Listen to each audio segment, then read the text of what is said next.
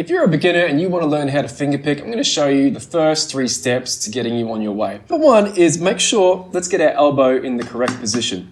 From what I've seen, the most effective way from the top players is when your elbow is up and behind the face of the guitar.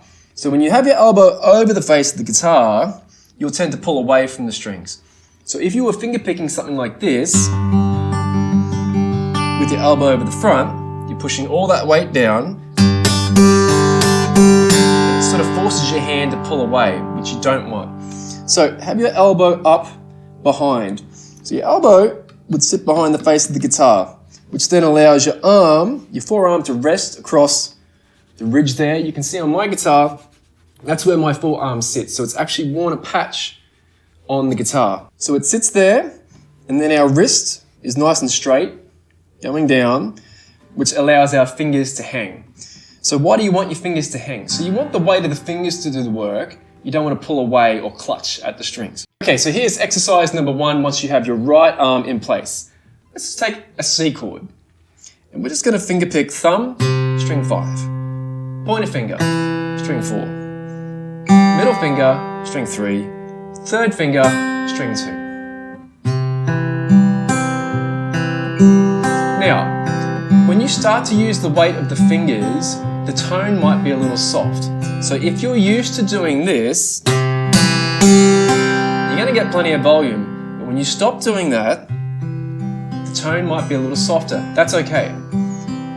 Once you're using the weight of the fingers, you can lean in with that weight to get more volume.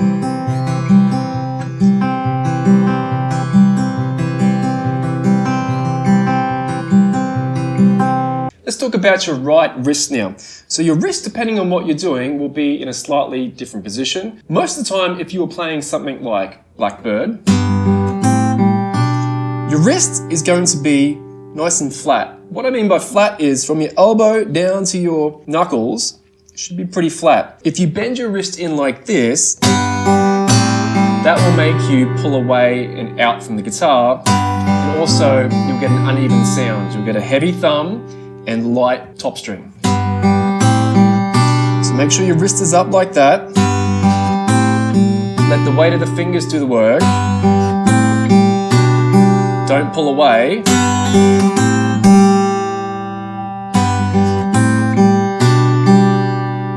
As I mentioned, depending on what you're doing will depend on where your right wrist will sit. But if you're doing something like fingerstyle, where you have to mute, the wrist will bend in a little bit.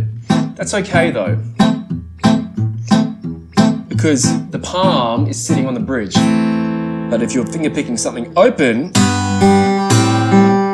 and you push your wrist down more on this top part of the guitar, it's going to make you pull away. So the third part I want to talk about now is this part of your wrist. So if you're playing classical guitar and sitting up like this, naturally your wrist will bend in a little bit as the nature of playing classical guitar. Most of the time you need to have your fingers parallel to the strings.